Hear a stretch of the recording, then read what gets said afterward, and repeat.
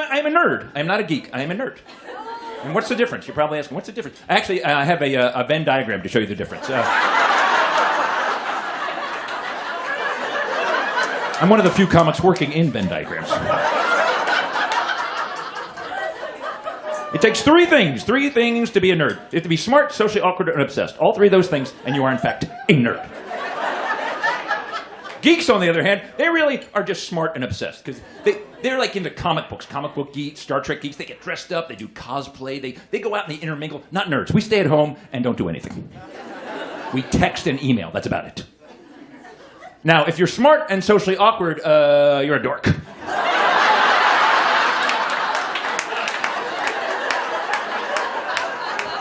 And nobody wants to be a dork. So if you're a dork, you just get obsessed and you move into the nerd region. That's smart. And if you're socially awkward and obsessed, you're a stalker.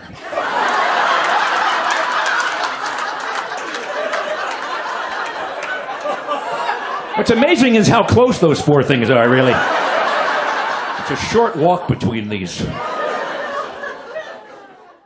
So these are my tech peeves. These are things that annoy me because it's 2016. Let's fix this stuff already. These are not the big things. These are little bitty things that should be able to be true. The first one, why is printer ink so damn expensive?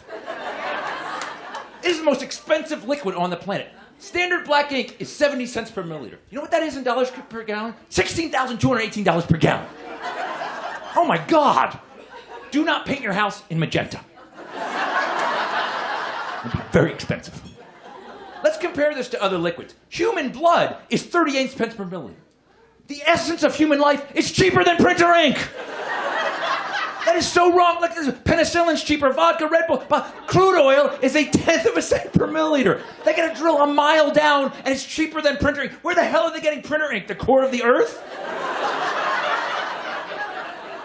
Why is it so expensive? And when I saw this, my very first thought was, screw them. From now on, I'm printing in blood. That's what I'm doing. I just got an IV right from my arm, right to the back of the printer. See? I'm a little bit woozy, but I am saving a crap load of money.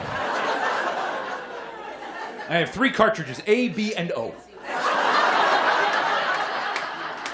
And with O, you can print anything. It's amazing. That's a hard joke right there. Thank you for getting it. Why is it every time I go to plug in a USB device, it's upside down? Isn't that amazing? Every time it's upside down. 50% of the time, it should be right side up, and it never is. And sometimes I stop myself. I'm like, wait, it's going to be upside down. I turn it, still upside down. I had it, and I turned it. I can't believe I had it for once. I studied it. It is actually upside down 78% of the time. It's correct 3% of the time, and it's upside down either way 19% of the time. It actually reconfigures. It turns when you turn. There's a gyroscope in there. This is very much an information age phenomenon. My sister wants to be a computer security expert. This is the hot job, man. Everyone wants to be because security is so important. Well, there's 2 career paths my sister can take. Right now, path 1, she's a forensic analyst. Someday she hopes to be a forensic lab director, and then a chief security official, and then a highly paid security consultant. She'd make millions of dollars. She figures that'll take about 20 years. That's path 1. Then there's path 2 she's considering. Over path 2. There's a hacker, criminal, convict, highly paid security consultant. That'll take you about 2 years. 14 months with good behavior. How the hell does that happen? Life has got so different. We don't realize how fast life has changed sometimes. I found this survey in USA Today. They asked people, what's the first thing you do when you get out of bed in the morning? That was this year. 34% of people said read email, 23% check weather, 20% post to social media, 17% read news, 6% check markets. You asked the same question in 1986, 30 years ago, what's the first thing you do when you get out of bed in the morning? 97% of people would say, I pee.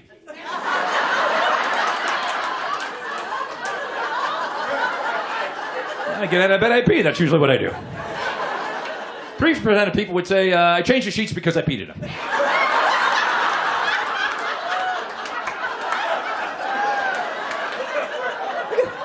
How different of a world. Look at this generation, not even stopping to pee anymore. I got stuff to do. I don't have time to pee. I got to go fast. I'm out of time here. I don't like Facebook. And here's what Facebook, I hate it. And I proved to myself why I don't like it. So what is Facebook when you think about it? It's friends plus updates plus ads. That's all it is. Now, as you update more and more about crap, none of us wants to hear it. Going for a walk. It's a beautiful day. Too much cinnamon on my latte. Sad face.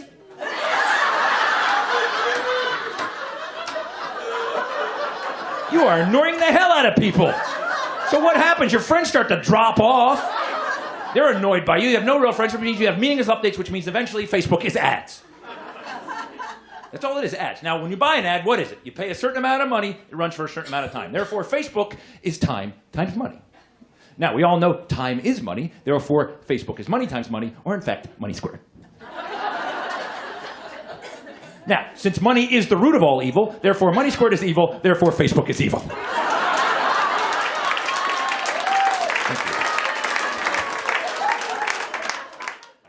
Now, my wife, one of the things for years she complained, I didn't want to go shopping with her. You don't want to go shopping? You want to hang out with me? You don't spend time with me. I'm like, I can't go shopping with you. I don't shop like you. I get weak. My knees buckle. You shop for days. You take supplies. It's ridiculous. And she goes, no, you just don't want to hang out. No, and I couldn't prove to her how differently I shop because she can't be with me when she's not with me. So I got a GPS tracking unit, and I tracked our shopping trips separately to show her how she shops versus how I shop. Okay? So I went first. I needed a pair of pants. So there's the Gap. I'm going to the mall, need a pair of pants. Here's how I do it. Don enters the mall, takes a left, take a right, buys the pants, take a left, take a right, goes home.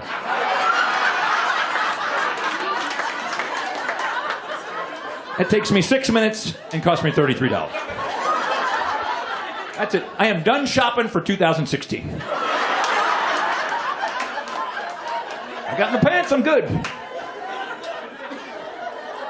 Here's my wife, same thing. This is Laura. Laura says, I need to buy a pair of pants. I'm going to the mall. Here's how Laura does it. Laura walks in the mall. There she is.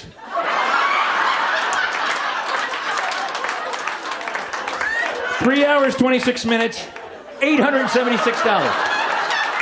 And look, she never got to the Gap. Look.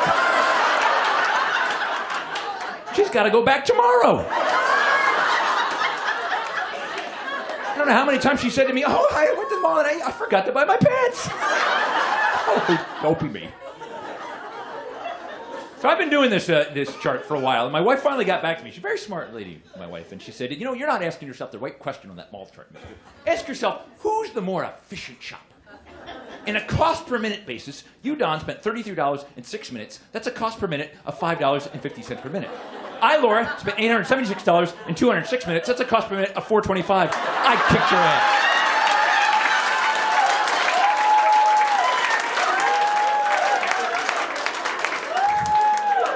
I'm like, honey, you are so hot right now. You did math just for me. Oh, you're turning me on. She doesn't do math for just anybody.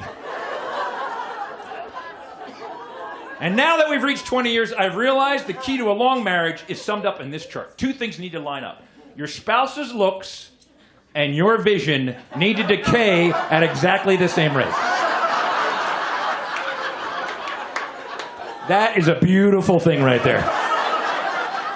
Because you will always look the same to each other. You can totally be honest. I'm like, honey, you're as beautiful as the day I met you. Oh, I'm sorry, you're over there? You're as beautiful as the day I met you.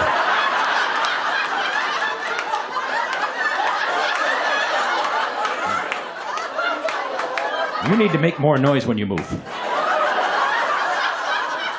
Are you still in the room?